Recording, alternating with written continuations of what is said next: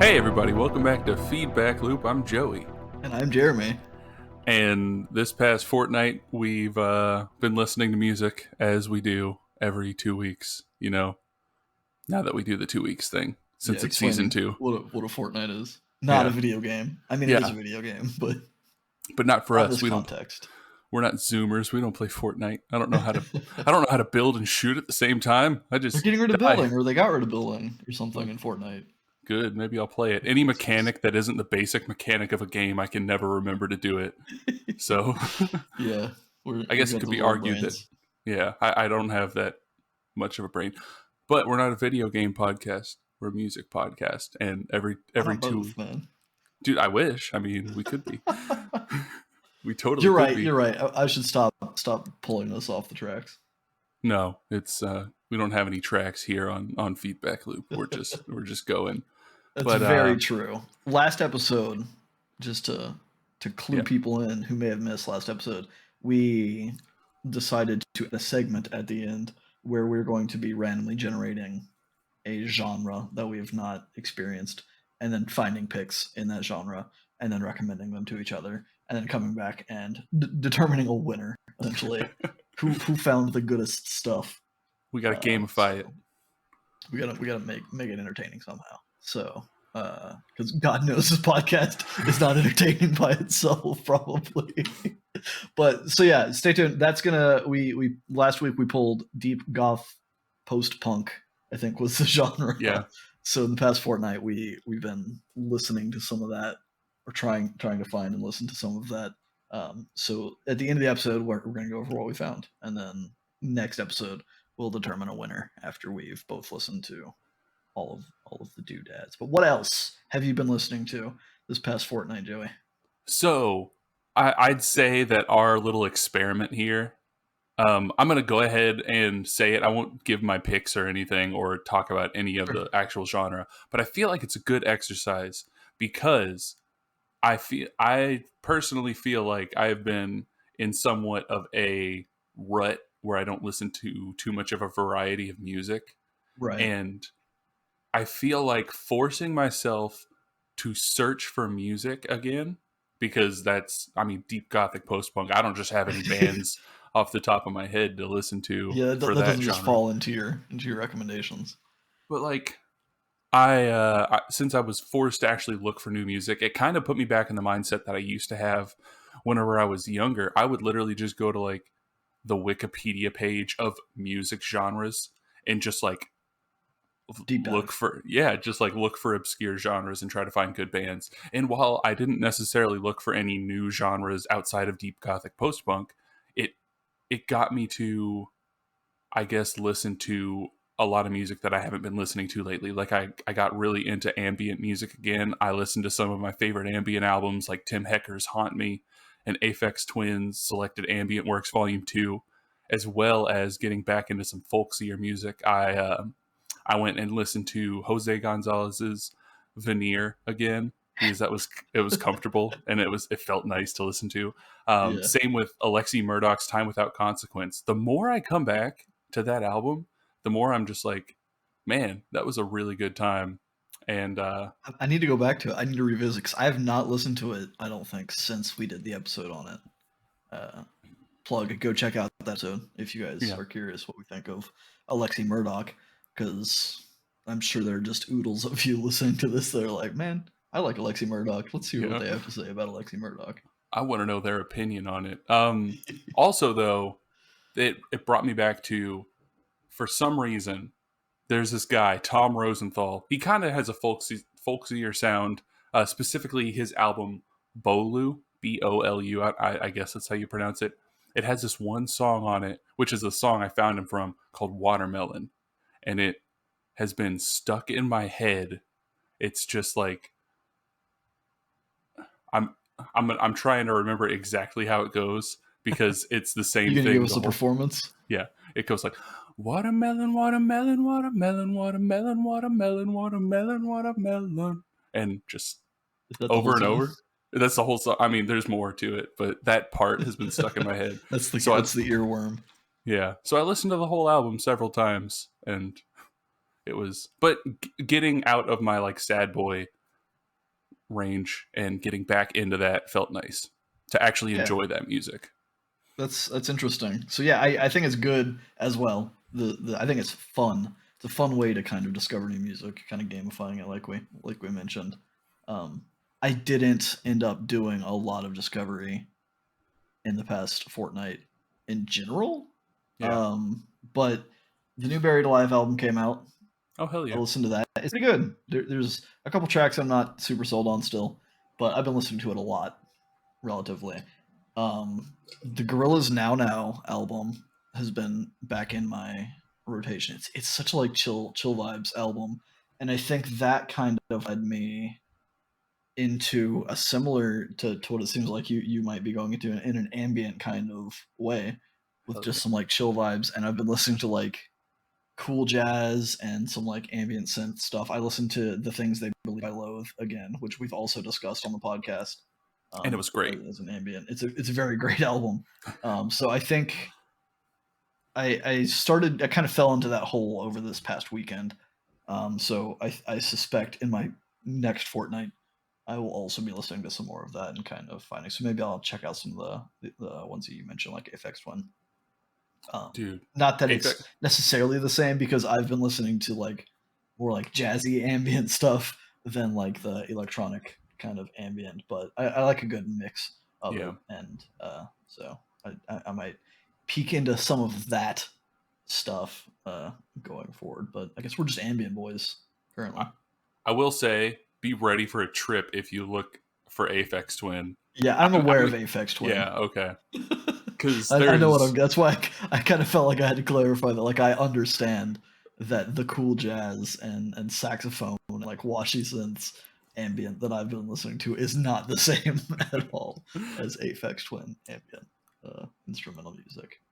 I did see that you posted that you'd listened to the Cowboy Bebop soundtrack, or the space jazz, or something like that. Dude, that soundtrack is so good.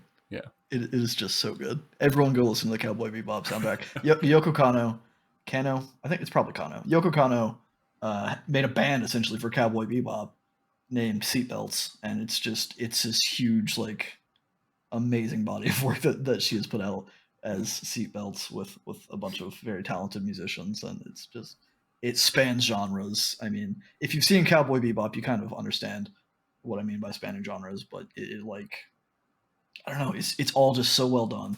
Yoko Kanno is incredibly talented to arrange the original, and she also did for the new Netflix series, which I've actually not listened to the OST.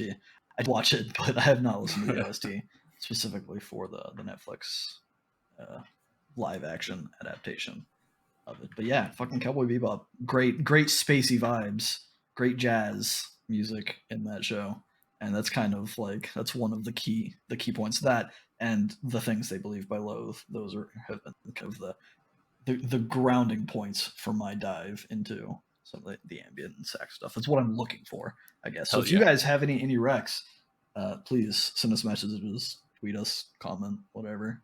Give us some recs for some synthy saxophone ambient music. I'm all about that right now, dude. There's I'm fairly certain I've posted it before in our Discord, and it's not ambient, but it's like cool jazz. It's like a 7-minute song that I heard from a YouTube video of a guy. His name's Virtual, or that's his like streaming, whatever, his YouTube name. But he has this song that he plays in a lot of his videos for like these. He does Trackmania, where you're like driving cars and shit. Yeah, and like he always has like the big part of this one song, and it's like this big sax jazzy thing, like right whenever they do a really cool thing in the Trackmania. But I can't think of the name of it right now because it's in Swedish or Norwegian or something. But I'll find it and I'll send it to you because it's really cool. Do that. And but outside of all of that stuff, I guess kind of segueing, dipping my toe into the deep gothic post-punk thing. I'm going to stop you. Well, it's not my stuff. Okay. If that's what you're thinking. Well, I mean, you could save your segue. I just have one other thing. Go for it. The discovery I did do this week was actually recommended by my Canadian friend. She recommended a band because we got on the topic of music, as we do occasionally, because I like to talk about music, hence the podcast. But she brought up she's gonna go see. I think it was with Mastodon. It was either with Mastodon or she was disappointed she couldn't make the Mastodon show. But a band called The Ocean, whom I had never heard of. So she recommended them to me. We actually listened to an album together at the same time and talked about it as it was happening. Very cool shit.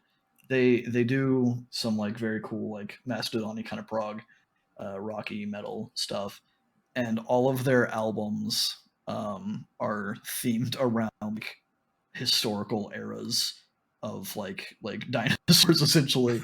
So there's like the Phanerozoic, I think, is the era that we listened to together. But I listened to a couple of their albums and they're just phenomenal. They have a good like mix of like the Mastodon kind of sludgy proggy kind of sound, and then it kind of dips into like some kind of power metal at points with the vocals, which I'm not typically into, but it worked very well. So definitely check out The Ocean, I think. I feel like I remember you mentioning them very recently. Maybe I did. Well, to me, not on the podcast. Right. Like, but very I'll cool have to shit. look at them because it sounds really cool.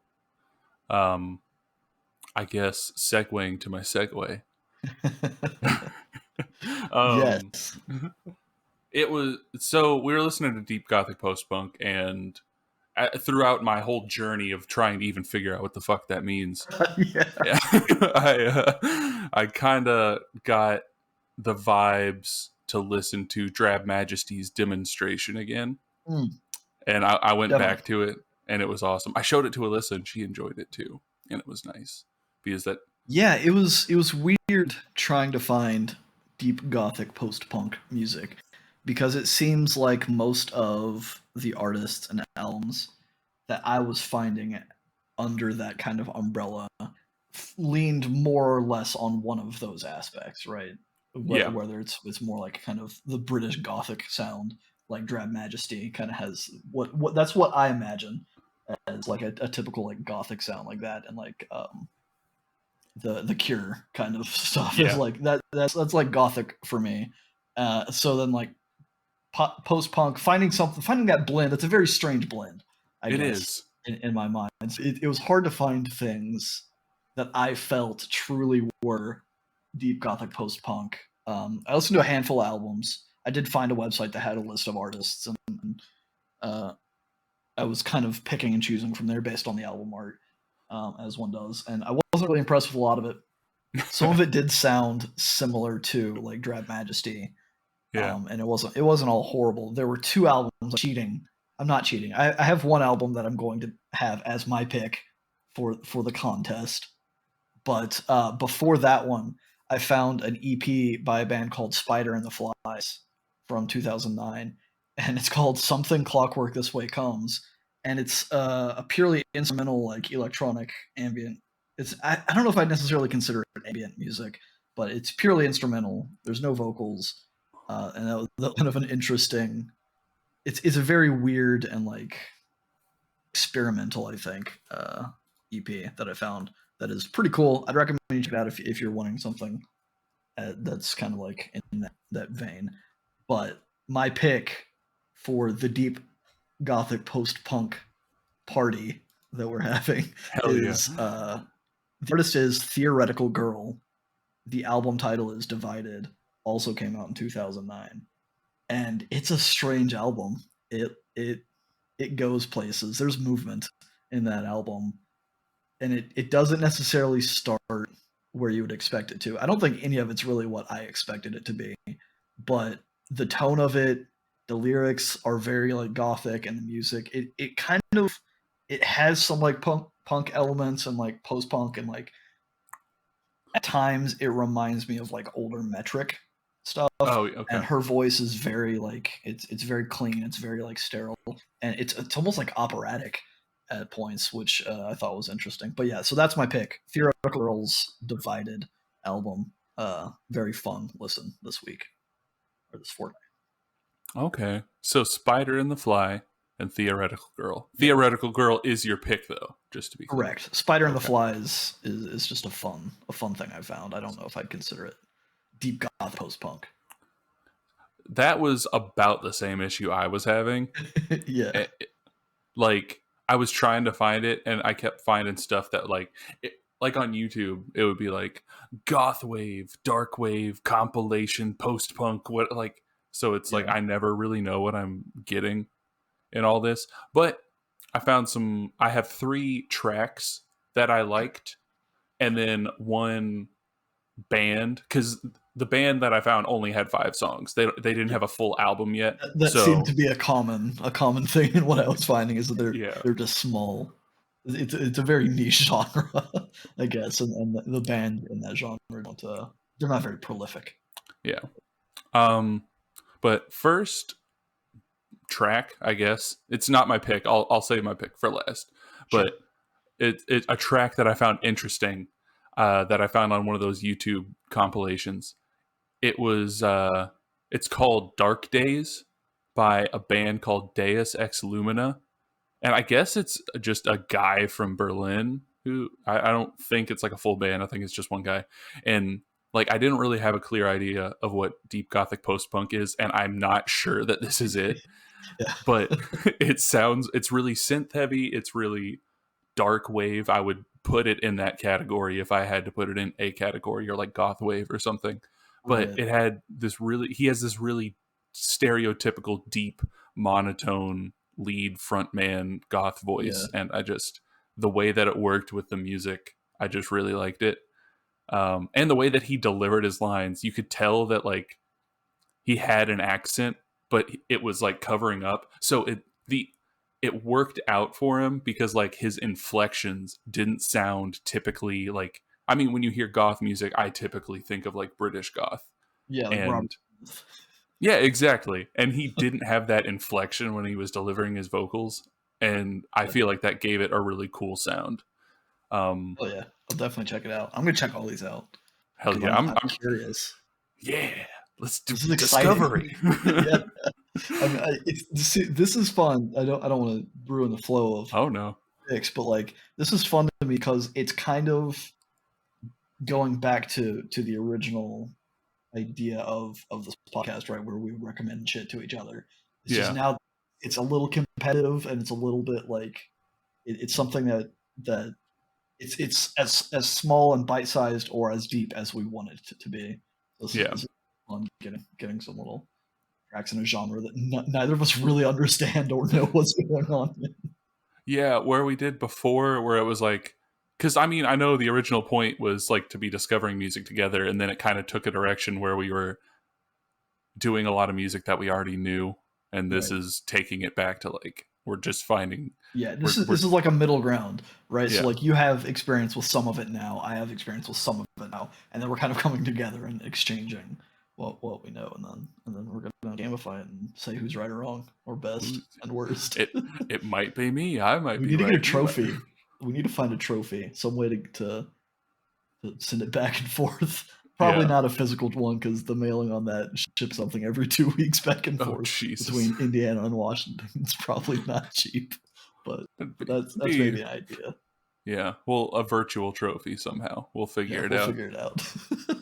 Maybe it could be like a title in our Discord channel or something. Yeah, or a title for how we have to address each other at the beginning. Oh, jeez.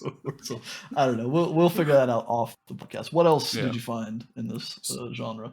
So the next track, it's called "I See You," and it's by a band called Floating Ashes, and it had the same synth sound that I really liked. And this was like, hearing this song was around the point where I realized like maybe this is too niche of a genre for me to really nail down, and I need to stop really like, because by this point I had listened to like 40 or 50 songs, just like, what's going on? What none of this is consistent. And I was just like, whatever. If it shows up when I search deep gothic post punk, I'm gonna at least I'm gonna consider it. So, but it was it has like a really cool goth synth sound like the last one. It stuck out to me because I mean these goth synth tracks are a dime a dozen really. Whenever you get to like underground artists, because there's so many people trying to make it, and like you just got 1,000 people out there who can make synth sounds on their computer. And but this one stood out to me. I liked it had the typical monotone vocals, but it also had a surprisingly dancey beat. Like it was kind of a bop. It was like on South Park, the goth kids that are like dancing behind the school. Yeah. It made me think like it'd be like those people. They'd be like doing the head bob thing. Yeah. Third track though is called After a While. No, wait, it's called Paint It Gray, and the band is called After a While. And this was the least synthy track that I had found Mm-hmm. that I like enjoyed. And it really stuck out to me because it still had like a distinctly 80s feel, but the guitar got like this really super crunchy, distorted sound that I feel like really contrasted with the singer. She had like a really smooth voice, almost operatic, but not like, she wasn't like doing anything profound with her singing, Right. but it was just a very clean, smooth vocal. And I just liked how the guitar got like really dirty. But that brings me to my band pick. And like I said, they only have 5 songs. It's like 5 singles on Bandcamp, so it's not even Okay. like all collected on an EP. Diving. That's good shit. They're called Post Ironic State. And yeah, they only have 5 songs out, so I couldn't do like a deep dive. And they're all recent. They're all within the last 2 years. So they're pretty much everything that I was finding was like late 2000s. So, really everything I was finding was like recent. Yeah, I guess that's interesting. Like, because we took different approaches to this. You went to YouTube, right? And you were finding things, which I think is more likely to return popular, the more recent, the more popular, trendy kind of things, which is maybe why you were getting a lot of like the synth wave kind of stuff, because it's kind of making its waves in pop culture, I think, recently with like Stranger Things and Cyberpunk and stuff like that. Yeah. I did not take that approach. I did not go to YouTube Music as my starting point to search for things. I simply went to Google and I searched de-gothic post-punk and found a site that just had like a list of like 20 artists or something that they would classify, which obviously not super reliable, because it's just like it felt like an old like 90s, like the beginning of music algorithms, I guess, trying to put things in like early iTunes, kind of trying to label genres on things. It's not necessarily a great way of actually classifying music, but I don't know. We'll see. I definitely think we both came up with completely different sounds for deep goth post-punk, and I suspect, just based on what you've described, that I will enjoy your picks more. Well, Post-Ironic State, mine. they still had a lot of the synthy stuff, but they were the closest to what the sound I had in my head whenever I heard deep gothic post-punk. I would recommend, since they only have 5 songs, starting out with the song What the Hell Is Going On, simply because it was the first song that I heard as well. So cool. But I tried to do kind of what you did with my searching, where I just went to Google, except I went to Reddit, because I was like, people on Reddit, like they know everything. It's the collective knowledge of everybody. But I was like, there's very specific niche like subreddits where I could. Yeah. I went to the goth music subreddit or something. I forget what it was exactly called, but they had like their sticky in their information panel that I clicked on, and instantly I got overwhelmed, because they were like, but this subgenre, and this is what is considered post-punk in this, and I was like, I'm not invested enough in goth culture to understand any of this.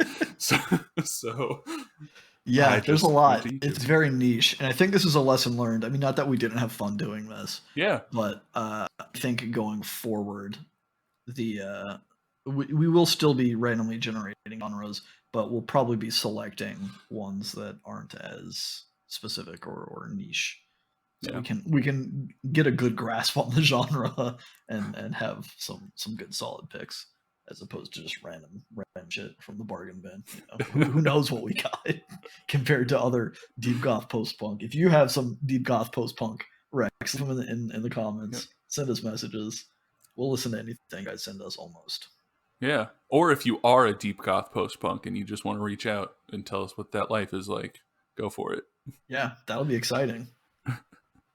But you can come on the podcast. I mean, we'll talk to anybody if you claim you're a musician or something. Maybe I take that claim back. That was a joke. It was a joke. But maybe we can get some guests in at some point. But if we think you're cool. If you think you're cool.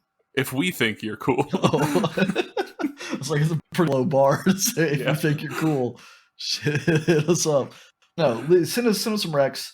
Listen to our deep goth post punk music with us, and ideally at some point, if we have an audience, we would like the audience to determine who won the week. Obviously, that's not necessarily the case right now, because we simply don't get comments. Not that there's not people listening as much as there's not people interacting, right? Yeah. So if you guys listen to this stuff, let us know which one you thought won based on our picks, and then we'll be doing the same internally, I suppose, between me and Joey, which one who we thought would win. And I'm not gonna be the guy's like, oh no you win, and I feel like it's not genuine. I'm genuinely just gonna be listening to music, which one I think better represents deep goth post punk and which one I like more, and kind of balancing that and figuring out who won. And then hopefully we won't have a draw next week if we pick each other or pick ourselves or whatever. But we'll figure that out. You guys do the same. Stay in your feedback. Bye.